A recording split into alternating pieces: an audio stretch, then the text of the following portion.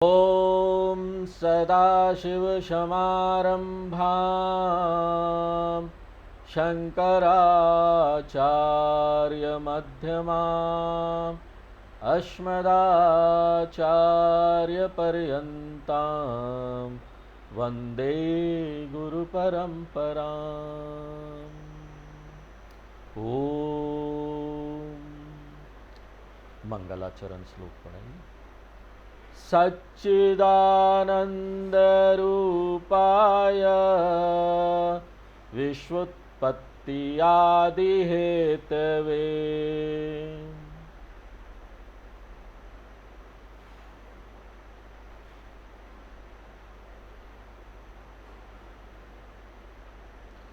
सच्चिदानंदरूपाय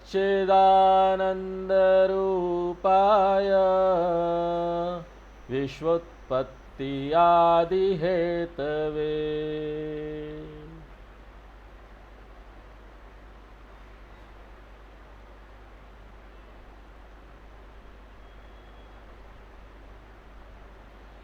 तापत्रय विनाशाय श्रीकृष्णाय वयं नुमः।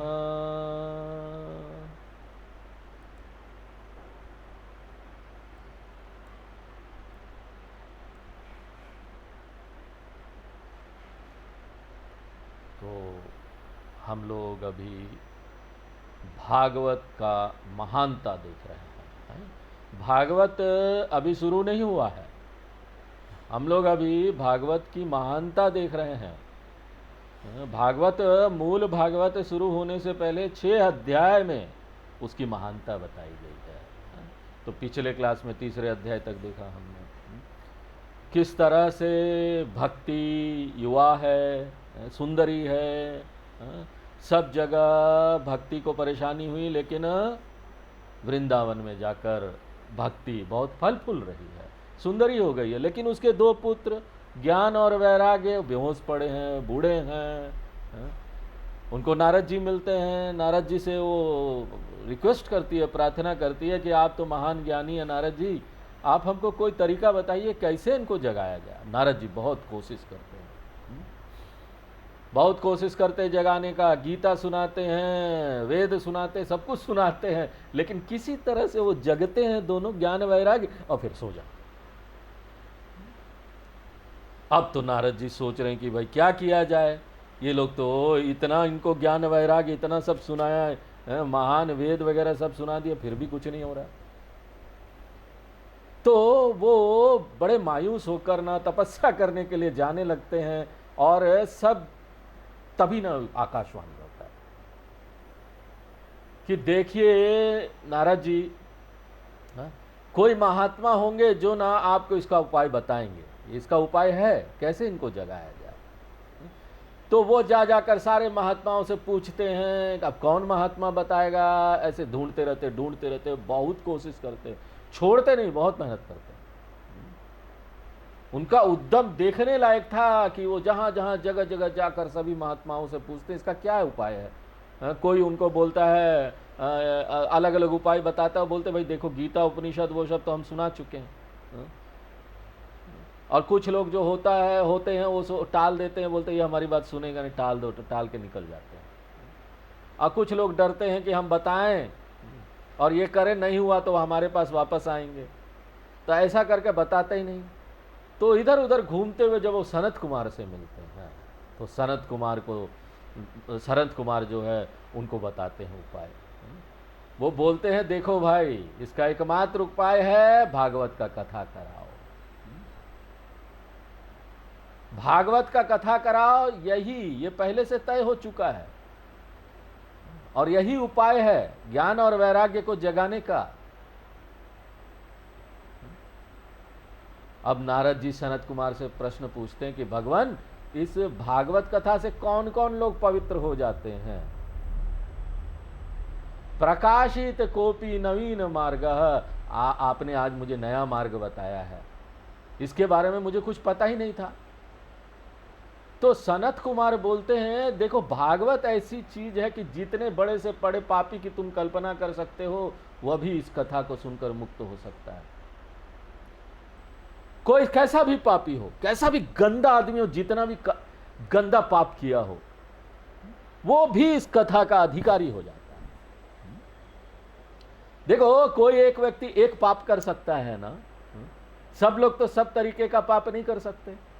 लेकिन यदि ऐसा कोई व्यक्ति है जिसने सब प्रकार का पाप किया हो, पापों का शिरोमणि हो, ओलंपिक में जाएगा तो गोल्ड मेडल मिलेगा पाप में, उसने एक भी पाप नहीं छोड़ा हो, ऐसा व्यक्ति भी भागवत कथा सुनकर पवित्र हो जाता है।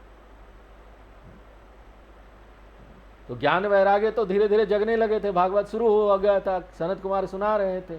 अब उसी में एक दृष्टांत सुनाते कि देखो भाई, किस तरह का पापी होता है, किस तरह का ऐसा पापी होगा जो इससे पार पा जाएगा, पापों से मुक्त हो जाएगा। तो आत्मदेव और धुंधुली की कथा सुनाते हैं। तुंगभद्रा नदी के तट पर आत्मदेव नाम के एक ब्राह्मण रहते थे। उस ब्राह्मण की पत्नी थी, उसका नाम था धुंधुली। आत्मदेव तो बड़ा वेदों का ज्ञानी, वेद का पाठ कर लेता था, शास्त्रज्ञ था, वैदिक कर्म कांड कर लेता था, सब वैदिक कर्मों में विश्वास रखने वाला था। लेकिन उसकी पत्नी स्ववाक्य स्थापिका, यानी अपने ही बात पर, कई लोग होते ना अपने ही बात पर अड़ जाएंगे। भाई खुले मन से तुम दूसरों की बात तो सुनो, अपनी ही बात पर अड़ जाते हो, नहीं नहीं हमको तो यही करना है। सबसे कोई भी काम करो ना, सलाह ले लो। जो लोग जानते हैं ना, एक्सपीरियंस्ड लोग हैं, जिनको अनुभव है, जरूर सलाह लेना चाहिए। अपने आप नहीं करना शुरू कर दो। बच्चे लोग भी होते हैं, उनको भी कोई काम करना हो ना, अपने टीचर से पूछ लो, अपने माँ बाप से पूछ लो। सब बातें बतानी चाहिए, अपने माँ बाप को भी, अपने टीचर को। कोई बात हो गई, बताओ, उनसे सलाह लो, ये हमको कुछ कर रहा है, ये हमको मार रहा है, ये बच्चा हमको ठीक नहीं कर रहा है, क्लास में कुछ ऐसा ऐसा है, समस्या आ गई है। बच्चों को भी समस्या आती है ना, सिर्फ बड़ों को नहीं आती समस्या, बच्चों को भी आती है। आजकल तो छोटे बच्चे से पूछो भैया क्या चल रहा है, अरे गुरुजी पूछिए मत, बहुत टेंशन है, बहुत टेंशन है। बच्चे भी बोलेंगे बहुत टेंशन है। टेंशन का नाम बड़े आज तक सुने थे, लेकिन अब तो बच्चे भी बोलते बहुत टेंशन है। तो अपनी बात पर मत अड़े रहो कि हम ही ठीक हैं। ये संसार माया वाला है।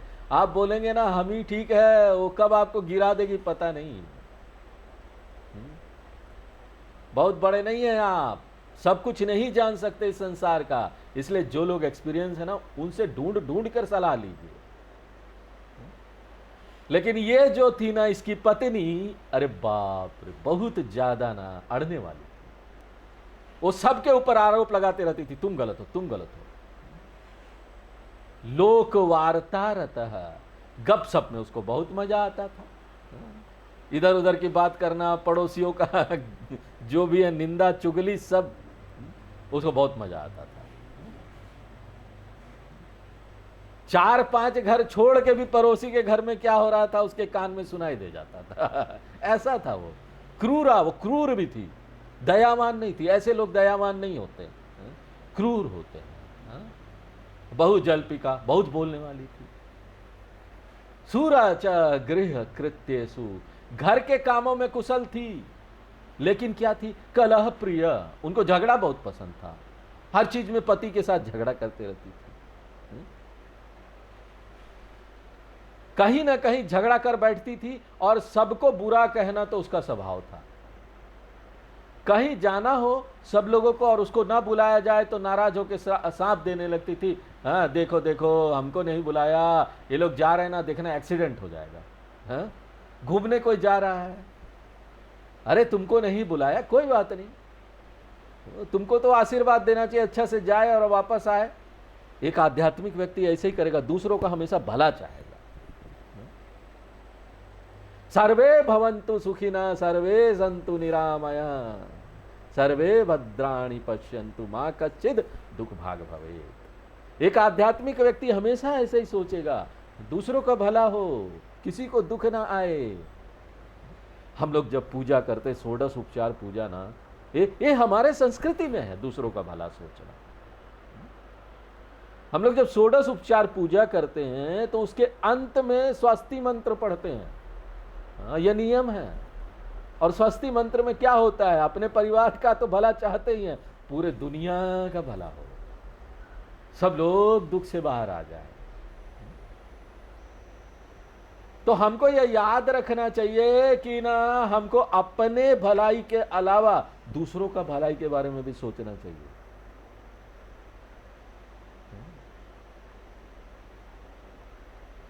तो देखो ये ऐसी नहीं थी, ये बड़े गुस्से वाली थी।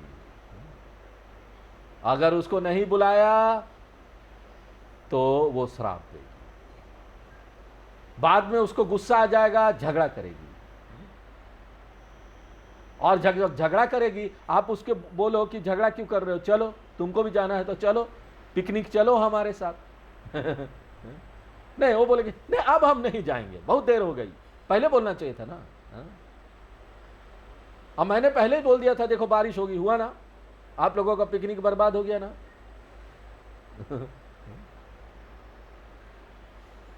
और भगवान से उसने प्रार्थना की थी। ऐसे लोग ना दूसरों की बुराई के लिए भगवान से प्रार्थना करते हैं। भगवान से प्रार्थना कर रहे हैं, देखो पिकनिक जा रहे हैं लोग, हमको बुलाया नहीं, जब बारिश हो जाए और सब लोग भीग जाए, उनका सारा सामान भीग जाए। और ऐसी कलह प्रिया थी।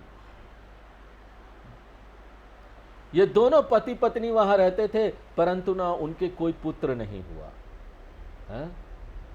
और देखो समाज में ये बड़ी अजीब बात मानी जाती है, पुत्र उत्र नहीं है तो लोग बड़े अजीब दृष्टि से देखते हैं और लोगों को भी अच्छा नहीं लगता है? आश्चर्य की बात है कि उस पत्नी को इसका कोई दुख नहीं था। लोगों को दुख होता है कि देखो हमारे घर में कोई पुत्र नहीं है। लेकिन जो ब्राह्मण था आत्मदेव, उसको बड़ा बुरा लगता था। बहुत दुखी होकर वे एक दिन घर छोड़कर वन में चले गए। मैं बहुत दुखी हो गया। बोले अब तो मैं जा रहा हूं, बिना पुत्र के घर में क्या रहना। और एक दिन वो निराश होकर थके हारे किसी तालाब के निकट बैठे थे। तब वहां पर एक सन्यासी आए। आत्मदेव उन्हें नमस्कार करते उनके चरणों पर गिर पड़े। बोले, अब सन्यासी पूछता है क्या हुआ, तुम्हें क्या दुख है, तुम बड़े दुखी लग रहे हो। तो वो बोलता है, देखो मैंने ऐसा कोई पूर्व जन्म के पाप किए हैं कि ना मुझे पुत्र नहीं होता। कोई भी चीज हमारे घर में टिकती नहीं है। पेड़ पौधे लगाता हूं तो वो फल नहीं देते, गाय लाता हूं तो उसको भी बच्चा नहीं होता। देखो पुत्र के बिना तो कुछ है ही नहीं, मेरा जीवन ही नहीं। आप कृपा करके मुझे एक पुत्र दे दीजिए। तो जो सन्यासी था ना, वो सिद्ध था, वो कपाल की रेखा पढ़ लेता था। और वो पढ़कर उससे कहता है, अरे 7 जन्मों में तुझे पुत्र होने वाला नहीं है, तुम्हारे कर्म ऐसे हैं, मत करो, ये कोशिश मत करो। क्यों पड़ा है तू ऐसे चीज के पीछे जो तुझको दुख देने वाला है? पुत्र के पीछे क्यों पड़ा है? आखिर पुत्र से तुझको ऐसा कौन सा सुख मिलने वाला है? देखो यहां हर आदमी सोचता है ना कि पुत्र होगा तो बड़ा सुखी हो जाएंगे। और जब पुत्र हो जाए तो वो कहता है, मेरे नन्हे मुन्ने, मेरे आंख के तारे मेरे आंखों के सामने चमकते रहो। वो जो लड़का होता है एक दिन माँ बाप को ना आंख के सामने सारे तारे को चमका देता है। आप समझ जाइए चमका देता का क्या अर्थ है। यहां पर हमारा जो अपार्टमेंट है, यहां पर सारे अब लोग बूढ़े होते जा रहे हैं। 20, 25, 30 साल हो गया इस अपार्टमेंट को। और सारे लोगों के बच्चे जो है सब बाहर सेटल्ड है। कोई वहां यहां पर नहीं आ पाता। वो सब अकेले ही रह रहे हैं। तो एक दिन बच्चे तारे चमका देते, इससे क्या फायदा? वो बोलते हैं ऐसा ही होता है। सन्यासी क्या बोलते उसको, रे मुंचाद कुटुंबासाम सन्यासे सर्वथा सुखम। 4थे अध्याय का 36 नंबर श्लोक है। वो उसको सलाह देते, तुम सन्यास ले लो, सन्यास में बड़ा सुख है। वैराग्य में जो सुख है ना, किसी चीज में नहीं है। इस संसार में देखो भोगने का तरीका है। हमारे शास्त्र ये नहीं बोलते ना तुम सारे सुख छोड़ दो, मत लो। अरे सुख भोगो, भोगने के लिए तो है, लेकिन ध्यान रहे, हमको इस सच्चाई का पता होना चाहिए कि ये जितने भी सुख हम भोगने जा रहे हैं ना, वो अंततो गत्वा हमको दुख देगी, ये चले जाएगा, ज्यादा दिन नहीं रहने वाला है। कोई भी चीज हम खाते हैं ना, खाइए जरा, ये हम नहीं बोलते और हमारे शास्त्र नहीं बोलते, ये तो पश्चिम के वैज्ञानिक बोल चुके हैं। एक अर्थशास्त्री पश्चिम का है, उसने एक नियम निकाला, law of diminishing marginal utility, economics. अब सुनने में तो बड़ा कठिन सा लगता है, law of diminishing marginal utility, बड़ा कठिन लग रहा है ना, लेकिन उसका बड़ा सरल सा अर्थ क्या है मालूम है? आप एक रसगुल्ला खाओगे, आपको बड़ा अच्छा लगेगा, फिर दूसरा खाओगे थोड़ा और अच्छा लगेगा, तीसरा खाओगे और अच्छा लगेगा, चौथा खाओगे थोड़ा कम अच्छा लगेगा, पांचवा खाओगे और कम अच्छा लगेगा, छठवां खाओगे और कम अच्छा लगेगा, आठवां, 10वां, 15वां, उसके बाद तो आपका पेट में दर्द शुरू हो जाएगा। आप बोलेंगे रसगुल्ला ले जाओ मेरे सामने से, मैं इसको देखना भी नहीं चाहता। तो जीवन के जितने भी सुख है ना, ऐसे ही है। इसलिए हमको समझना चाहिए कि किस तरह से इन सुख को हम ना संयम के साथ भोगे, संयम के साथ भोगो, लिमिट में भोगो। और सन्यास हो जाए तो इससे बड़ा तो सुख कोई नहीं है। वैराग्य, कठोर वैराग्य हो जाए तो सबसे बड़ा सुख। किसी के मन में जब कोई कामना आती है ना, लेकिन तो दूसरों की बात समझ नहीं पाता, कोई भी कुछ समझाया, अरे भैया मत जाओ, इसमें मत करो, वो समझेगा नहीं। कई लोग होते हैं, कोई कुछ करना चाहते हैं ना, उनको समझाते जाओ ये गलत है, मत करो, इसमें तुम डूब जाओगे, वो नहीं सुनते। अब विवाह करने की कामना आई है, कोई शादी करना चाहता है, उसको समझाओ भाई शादी मत करो, तो और कोई नहीं, उसके लिए तो वही सबसे बड़ी चीज है, वही चाहिए। अब इसको तो पुत्र चाहिए था, आत्मदेव ब्राह्मण को। नहीं नहीं नहीं सन्यासी जी, नहीं नहीं महाराज जी, हमको तो देखो शादी हो गई, हमको पुत्र चाहिए। तब लगता है एक पुत्र तो होना ही चाहिए। अब आत्मदेव कहता है, पढ़ते हैं हम लोग, चौथे अध्याय का 38वां नंबर श्लोक व्हाट्सएप पर हमने दिया है। पुत्रादि सुखहीनोऽयम्, पुत्रादि सुखहीनोऽयम्,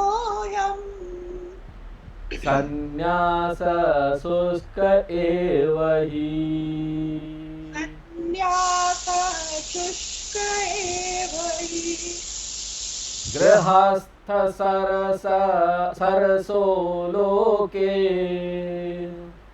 गृहस्थ सरसो लोके, पुत्र पौत्र समन्वितः,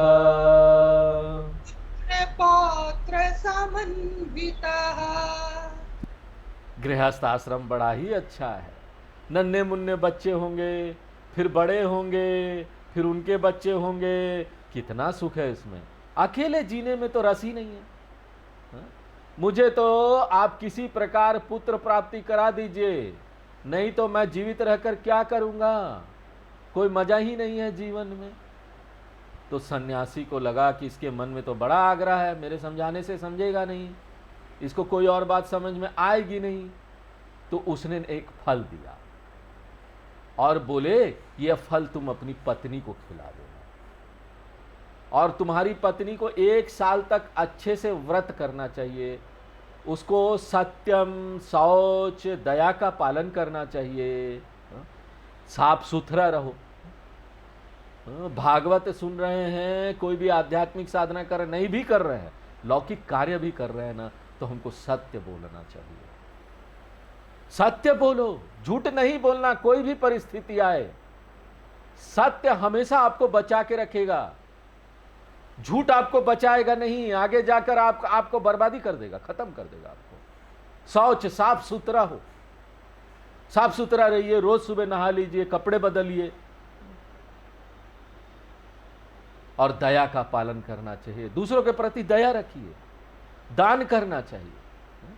दान हमेशा पैसे का नहीं होता, आपके पास पैसे नहीं है ना, आप किसी की बात सुन लीजिए। लोग ना ढूंढते हैं ऐसा व्यक्ति जो उनके दुख की बात सुन ले, उनकी कोई बात सुन ले, अपना कान दे दे, चुपचाप सुनिए ना। अरे कुछ नहीं तो इतना तो आप कर सकते हैं कि दूसरों को देख के मुस्कुराइए। दूसरों को बड़ा अच्छा लगेगा इसने मुझे देखकर मुस्कुराया।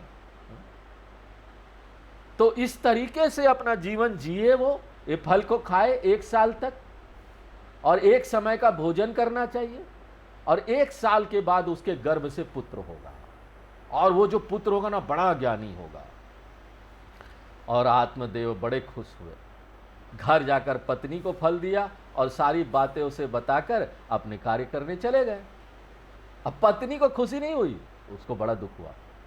वो बोली अब मैं यह फल खाऊंगी तो गर्भ रहेगा, गर्भ रहेगा, पेट बढ़ेगा, शरीर बढ़ेगा, तो काम करना कठिन हो जाएगा। घर में इतना सारा काम रहता है, कौन करेगा?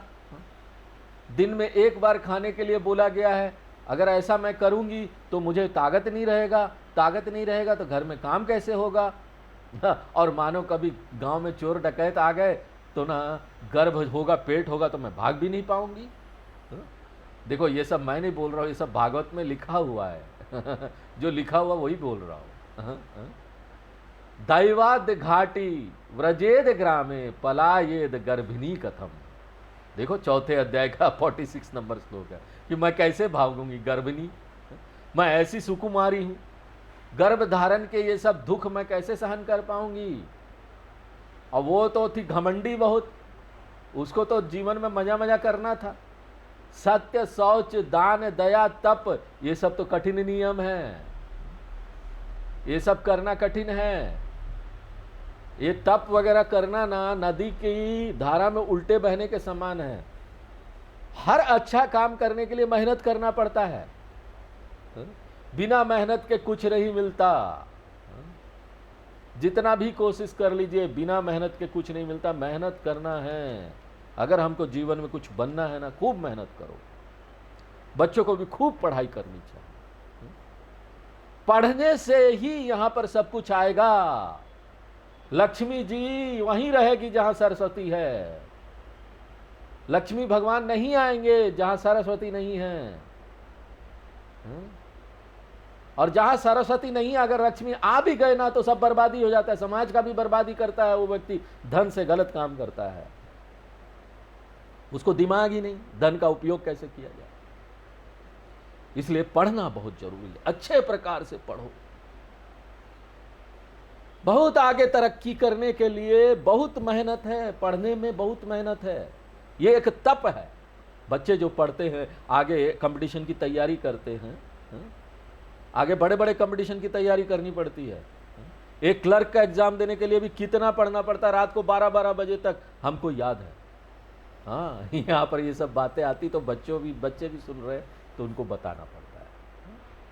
हमको याद है जब हम कॉलेज में पढ़ रहे थे तो हॉस्टल में अलग अलग कमरे थे। एक कमरा में एक लड़का रहता था, उसका उद्देश्य उसने बना लिया था कि मुझे ना इंजीनियरिंग की परीक्षा पास करनी है। तो उसने बोला मैं सोऊंगा नहीं जब तक इंजीनियरिंग का परीक्षा पास ना हो जाए, मैं बिस्तर में नहीं सोऊंगा। उसने अपने बिस्तर को हटा दिया और उस बिस्तर, चौकी था, हॉस्टल में इतना अच्छा कोई बेड नहीं होता था हमारे पास, चौकी होता था छोटा सा। उस चौकी के ऊपर उसने ना चेयर टेबल होता था पढ़ने के लिए, चेयर टेबल को रख दिया। बोला अब ना चौकी रहेगी ना मैं सोऊंगा। चेयर टेबल के ऊपर पढ़ता और उसी में सो जाता। रात को 12-12, 1-1 बजे तक पढ़ता था। तब जाकर ना उस इंजीनियरिंग को क्रैक कर पाया एग्जाम। और उसके बाद उसकी अच्छी नौकरी हुई, पैसे थे उसके पास। तो कोई भी चीज बिना मेहनत के नहीं आती, बहुत मेहनत करो।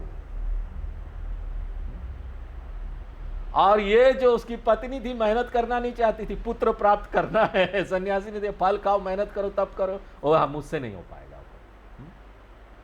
देखो जो ऐसा बोलते हैं ना, उसका क्या हालत होने वाला है। देखो जो मेहनत नहीं करते उसका क्या हालत होगा। वो बोलती है अरे इतना मेहनत करने से तो विधवा ही अच्छा, पुत्र ना हो उससे वही अच्छा। और ऐसा कुतर्क करके उसने फल नहीं खाया। फल नहीं खाया। फल खाओ, मेहनत करो, कौन करेगा।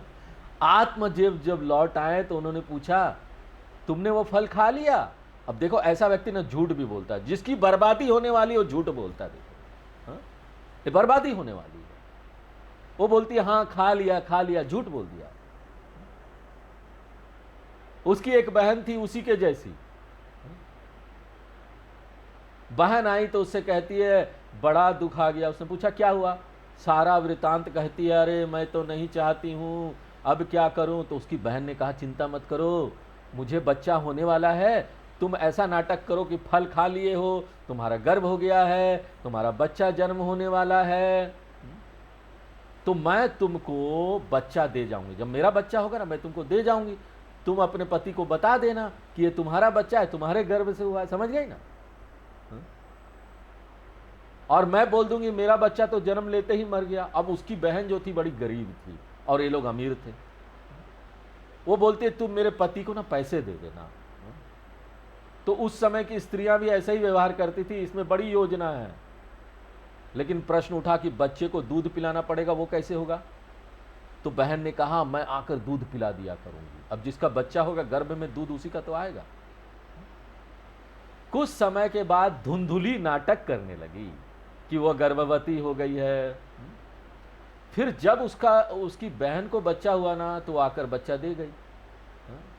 और धुंधुली ने जैसा बताया था, जैसा दोनों में बातचीत हुई थी, उसको पैसे दे दिए।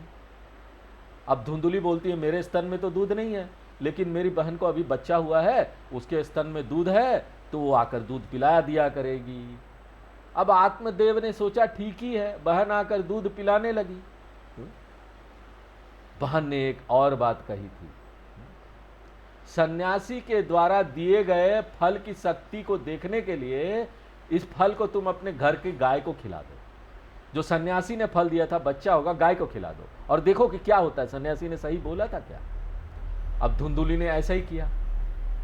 अब ऐसा आश्चर्य हुआ कि वह फल जिस गाय को खिलाया गया था वह गर्भवती हो गई और गाय ने एक सुंदर कुमार को जन्म दिया। गाय ने मनुष्य के बच्चे को जन्म दिया। अब सिद्ध सन्यासी थे, उनके फल का कमाल था भाई। अब ये मत पूछिए कैसे हुआ, उस समय सब चमत्कार हो सकते थे। सिद्ध हो तो हो जाता है चमत्कार। अब वो जो बच्चा हुआ गाय से, उसका कान गाय के कान जैसा था, इसलिए उसका नाम क्या रखा गया? गोकर्ण रखा गया। सोचा गया कि धुंधुली के बच्चे का नाम क्या हो, तो धुंधुली स्वयं बोलती अरे मेरा नाम तो धुंधुली है, तो इसका नाम धुंधुकारी होना चाहिए। जो बहुत धूमधाम करता है ना, सब जगह धूमधाम मचाया रहता है, उसको धुंधुकारी कहते हैं। तो बड़ा होकर गोकर्ण जो था ना, बड़ा ज्ञानी बना, क्योंकि वो तो सन्यासी महात्मा के फल से पैदा हुआ था। गाय हमारी माता है, भगवान है, देवता है। गाय को कभी नहीं मारना चाहिए। गौ माता है, उनको कुछ खिलाओ। जब वो आपके दरवाजे पर आए ना तो जरूर कुछ ना कुछ खिला दिया करो, उनको प्यार कर लिया करो। तो देखो ऐसा बच्चा उस गौ माता से होगा तो वो तो ज्ञानी हो गई, वो पंडित बन गया। परंतु ये जो बच्चा हुआ था, उसकी बहन का बच्चा, धुंधुकारी, महादुष्ट था, बड़ा क्रूर था, बड़ा भयभीत करता था सबको, मारना पीटना, उसको देखना बड़ा अच्छा लगता था। वो खेलते हुए बच्चे दिख जाए ना, बच्चे को पकड़ के कुएं में डाल देता था। वो बड़ा गंदा गंदा काम करता था। ऐसे बच्चे लोग अच्छे नहीं होते। कोई गंदा काम नहीं करना चाहिए, दूसरों को मारना नहीं चाहिए। कई बच्चे होते हैं ना, उसको कोई कुछ बोल दो, गुस्सा होकर दूसरों को मारने चले जाते हैं। नहीं हम तो मार देंगे, हमको क्यों बोला? ऐसे नहीं करना चाहिए। किसी को भी दंड देने से पहले, अगर किसी ने आपके साथ कुछ गलत काम किया ना, दंड देने से पहले उसको खूब समझाओ। उसको बोलो देखो मेरे साथ ऐसा नहीं करो, नहीं तो मैं तुम्हारे माँ बाप को बोल दूंगा, नहीं तो मैं तुम्हारे टीचर को शिकायत कर दूंगा।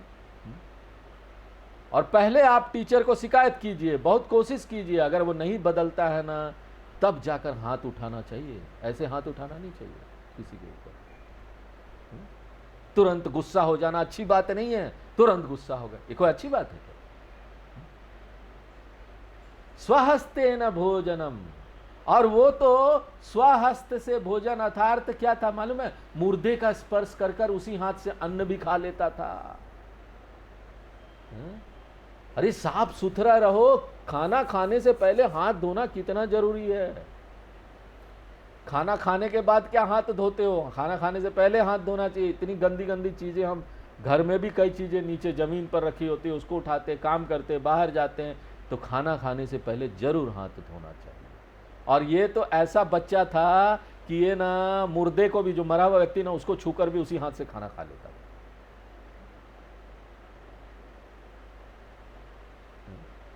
और ये हाथ कभी दान नहीं करता था, दान तो भूल जाओ, दूसरों से छीन लेता था, देता नहीं था किसी को। हमको तो देखना चाहिए, दूसरों के पास कुछ नहीं है तो दे दो उसको।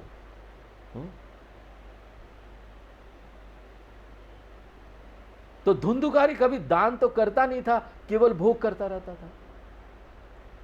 और धीरे धीरे बड़ा हुआ तो अपने माता पिता को गाली देने लगा, मारने लगा। कभी भी अपने माता पिता को गाली नहीं देना चाहिए, कितने भी खराब क्यों ना हो। राम जी ने कभी अपने माता कैकेयी को गाली नहीं दिया, जबकि उन्होंने उनको 14 वर्ष के लिए वनवास में भेज दिया था।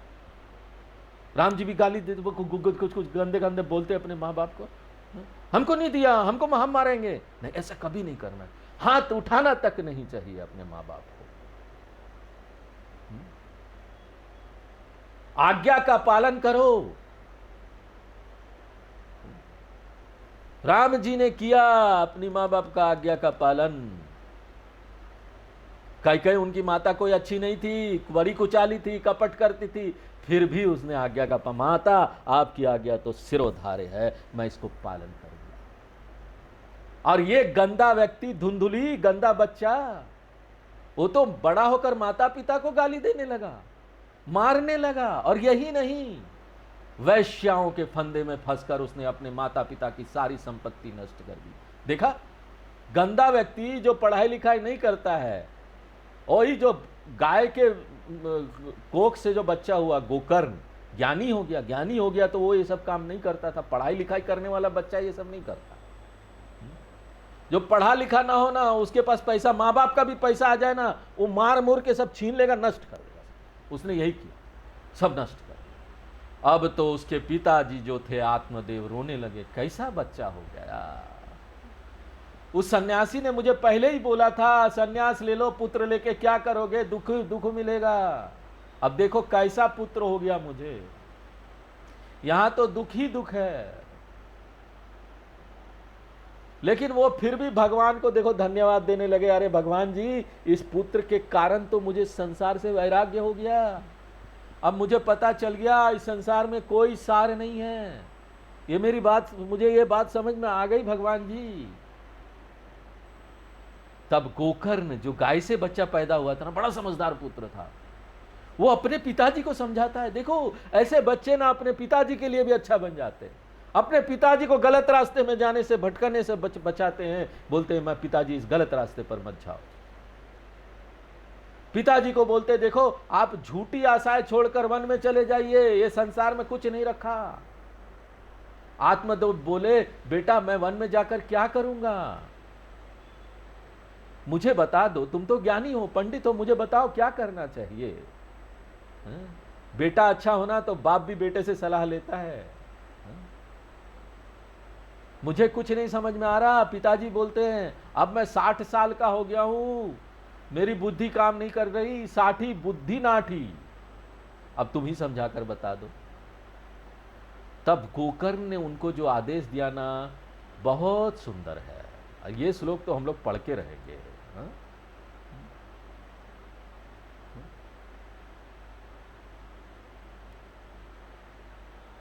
तो गोकर्ण ने क्या कहा,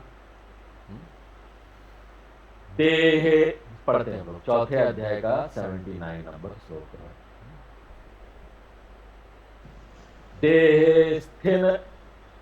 देहे स्थित मांस रुधिरे भीमतिं त्यज त्वम्। देह स्थिर मांस रुधिरे भीमतिं त्यज त्वम् जाया सुतादिषु सदा ममतां विमुञ्च। हम जाया सुतादिषु सदा ममतां विमुञ्च। फिर से पढ़ते हैं, देहे स्थिमांस रुधिरे भीमतिं त्यज त्वम्।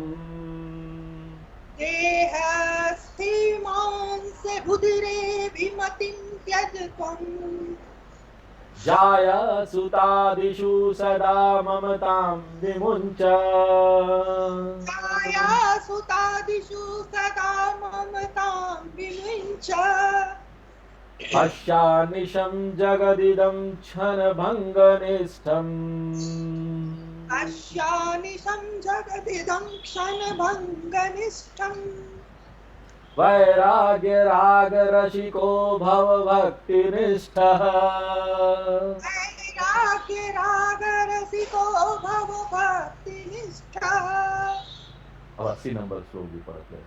धर्म भजस्व सततं त्यज लोक धर्मान् धर्म भजस्व सततं त्यज लोक धर्मान् सेवस्य साधु पुरुषान् जहि काम तृष्णाम् सेवस्व साधु पुरुषान् जहि काम तृष्णाम् अन्यस्य दोष गुण चिन्तनमाशु मुक्त्वा अन्यस्य दोष गुण चिन्तनमाशु मुक्त्वा सेवा कथा रसमहो नितरामपि वत्वम् सेवा कथा रसमो नितरामपि वत्वम् गोकर्ण बोलता है, गोकर्ण वाचा, गोकर्ण ने क्या कहा? पिताजी, ये शरीर हड्डी मांस और रुधिर का पिंड है, इसे आप मैं मानना छोड़ दो। स्त्री पुत्र आदि को अपना कभी नहीं माने, ये अपने नहीं है, थोड़े समय के लिए आपको मिले हैं, प्यार कर लो, सेवा कर लो, बस चले जाएंगे। इस संसार को क्षणभंगुर देखो, किसी भी वस्तु को स्थायी समझकर उससे राग मत करो, बस एकमात्र वैराग्य रस के रसिक होकर भगवान की भक्ति में लगे रहो। वैराग्य से भगवान की भक्ति करो ना, देखो कितना आनंद आएगा। जो भगवान के नजदीक होते ना, उसका सारा काम इस संसार में होता रहता, चिंता मत करो। भगवान कृष्ण ने गीता में बोल दिया है, तुम अनन्य भक्ति करो, मेरी तरफ ध्यान रखो, तुम्हारा सारा चीज मैं कराता रहूंगा। योग क्षेमम वहाम्यहम्। और फिर वो क्या बोलता है, देखो कितना सुंदर उपदेश दे रहा वो अपने पिताजी को। भगवत भजन ही सबसे बड़ा धर्म है, निरंतर उसी का आश्रय लिया करें, अन्य सभी प्रकार के लौकिक धर्मों से मुख मोड़ ले, कुछ नहीं रखा। और जो भी साधु महात्मा आते ना, उनकी सेवा करो, भोग लालसा को पास फटकने न दे, जल्दी जल्दी दूसरों के गुण दोषों का विचार करना छोड़ दो। दूसरों का निंदा चुगली, वो गंदा है, वो अच्छा है, वो अच्छा नहीं किया, बड़ा हम लोग सोचते रहते हैं। कई लोग ना इसी में पूरा दिन निकाल देते हैं अपना, कौन खराब है, कौन अच्छा है, ये अच्छा नहीं, ये खराब नहीं, ये सब नहीं करना चाहिए, छोड़ दो ये सब। ज्यादातर समय भगवान की तरफ रखो, अपना काम करो, अपना पढ़ाई करो, अगर बच्चे हो तो उसके बाद भगवान की तरफ ध्यान रखो। जो भी कंपटीशन होगा ना, भगवान करा देंगे अगर ऐसा करोगे तो, वो करा देंगे, बोल रहे हैं, गारंटी दे रहे हैं। भगवान की कथाओं का रस का ही पान करो, अपने पिताजी को बोलता है वो। अपना मत मानो इस देह को, ये जो अहम बना रखे हो ना अपने इस देह के प्रति, मैं यही हूं, छोड़ दो इसको। ये पत्नी, मेरा घर, मेरा पुत्र, मेरी पत्नी, मेरा पुत्र, सब मान लिया ना। ममकारा, शंकराचार्य जी ना गीता के पहले अध्याय में जब जाते हैं तो वो उसका व्याख्या नहीं करते, गीता के पहले अध्याय का। दूसरे अध्याय का व्याख्या करते समय वो एक लाइन में पहले अध्याय को बता देते हैं, अहमेशाम मम एते, मैं उनका वो मेरे, यही संसार की समस्या है।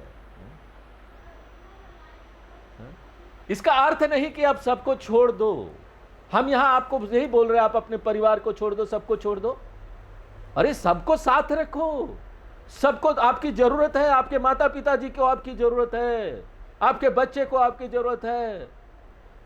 दूसरों की जरूरत छोड़ के अपनी जरूरत देखोगे क्या? यहां पर तो वैराग्य की बात हो रही है। वैराग्य मतलब दूसरों का जरूरत देखो, दूसरों को क्या चाहिए वो करो। मेरे माता पिता को ये चाहिए, उन्होंने बोला है, मैं इसकी सेवा करूंगा। कोई सारी फैमिली को छोड़कर कहीं नहीं जाना है। ये परिवार मेरा है, मुझे इसकी सेवा करनी है। हाँ, लेकिन एक सच्चाई को याद रखो, परिवार जितना भी तुम्हारा अपना हो, यहां पर मृत्यु तो सबकी आएगी ना। कल हम बड़े हो जाएंगे, मेरे पिताजी माताजी बूढ़े होंगे तो जाएंगे ना एक दिन, इस संसार से सबको जाना है ना, मृत्यु सत्य है। तो ऐसा मत रखो अपना किसी के साथ राग कि उसके बिना आपका काम ही ना चले। अपने आप को स्वतंत्र रखो, फ्री रखो, और दूसरों की जम जम कर सेवा करो। जो हो सकता है करो, जो दे सकते हो उसको दो। यही हमारे शास्त्र बोलते हैं। कई लोग हमारे शास्त्रों पर दोष मढ़ते हैं, निंदा करते हैं, बोलते हैं अरे ये सब पढ़ लो वैराग्य हो जाता है, माँ बाप को छोड़ देते हैं लोग। कोई माँ बाप को नहीं छोड़ना है, सब अपने माँ बाप के साथ रहो, सब अपने माँ बाप की सेवा करो। वैराग्य का अर्थ है अपने लिए कुछ मत मांगो ना। जब तुम अपने माँ बाप को अपने ही दोष दोगे, इन्होंने मेरे लिए कुछ नहीं किया, बड़े होके बोलोगे इन्होंने मेरे लिए कुछ नहीं किया, मैं क्यों करूं? नहीं नहीं नहीं, ऐसा नहीं। कोई भी कुछ ना करे, तुमको करना है। तुम करने के लिए आए हो इस संसार में, सबकी सेवा, अपने चाचा की, अपने मामा की, अपने बुआ की, अपने दादी की, अपने नानी की, सबकी सेवा करो। करने के लिए आए हो। उन्होंने कुछ किया कि नहीं किया ये नहीं देखना है। हाँ, हमारे पिताजी ने कुछ किया कि नहीं किया, अरे तुम्हारे पिताजी ने तो किसी तरह तुमको बड़ा किया, गरीब थे, नहीं कमा पा रहे थे, जितना भी था, हाँ? लेकिन करो। इसलिए हमारे शास्त्रों को निंदा ये दोष मत दीजिए कि वो आपको वैराग्य के लिए बोलते हैं, छुड़वा देते घर। नहीं नहीं, किसी को घर नहीं छोड़ना। ज्ञान लीजिए, क्या करना है वो जानिए। शास्त्रों से यह जानना है कि क्या करना चाहिए हमको, कैसे अपना जीवन जीना चाहिए। नहीं तो क्या होगा, बच्चे बड़े होकर भाई भाई में झगड़ा करेंगे, ये मेरा प्रॉपर्टी है, ये मेरा प्रॉपर्टी है, मुझे चाहिए, उसको क्या चाहिए हम नहीं देखेंगे, मेरे भाई को क्या चाहिए मैं नहीं देखता, मुझे क्या चाहिए मैं ये देखता। ये नहीं होना चाहिए। इसीलिए तो भाई भाई में झगड़ा हो रहा है, कोर्ट में जा रहे, ज्यादातर कोर्ट में केसेस देखिए किसके हैं, अपने पारिवारिक केसेस ज्यादा है। भाई भाई प्रॉपर्टी के लिए झगड़ा कर रहा है, माँ बाप बेटे में झगड़ा हो रहा है, वसीयत के लिए, प्रॉपर्टी के लिए। ये इसलिए है क्योंकि भागवत नहीं सुना ना। भागवत सुनते तो अपने माँ बाप के लिए सुंदर बच्चा बन जाते। भागवत सुनते तो अपने दादा दादी, नाना नानी, बुआ बुबी, सबके लिए ना एक सुंदर इंसान बन जाते। एक अच्छा इंसान बनना सबसे पहले जरूरत क्या है? एक अच्छा इंसान बनो ना, ये सबसे पहले जरूरत है। एक अच्छा इंसान बनो दूसरों के लिए। झूठ मत बोलो, सत्य बोलो। झूठ सबसे खराब चीज है, वो आपको पतन की ओर ले जाएगा। मत बोलो, झूठ नहीं बोलना।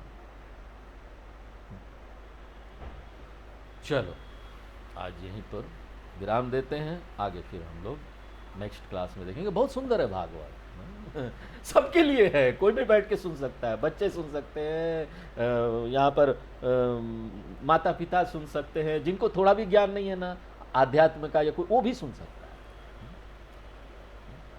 सब ऐसी ऐसी बातें बताई गई है कि जीवन ना सुंदर हो जाएगा, जीवन का उद्धार हो जाएगा। ऐसा बन जाओगे, चमकोगे इस संसार में। सब लोग आपको पाना चाहेंगे, ये मेरे पास आ जाए, ये मेरे पास आ जाए। अच्छे लोगों को सब पाना चाहते हैं ना, गंदे व्यक्ति को कौन पाना चाहता है? गंदे व्यक्ति को तो लोग बोलते रहे चला जाए तो अच्छा है। ऐसे लोग बोलते हैं भीड़ में, आ गया ना गंदा व्यक्ति, बोलेंगे अरे आ गया, अब जाएगा कब। और अच्छा व्यक्ति नहीं आता है ना तो लोग दुखी होते हैं, अरे आज वो आया नहीं, हमको बड़ा अच्छा नहीं लग रहा, वो आ जाए। इसलिए हमको इस संसार में एक सुंदर इंसान बनना है। सबसे पहले क्वालिटी, पात्रता यही है। ओम पूर्णमदः पूर्णमिदं पूर्णात् पूर्णमुदच्यते पूर्णस्य पूर्णमादाय पूर्णमेवावशिष्यते। ओम शांति शांति शांति।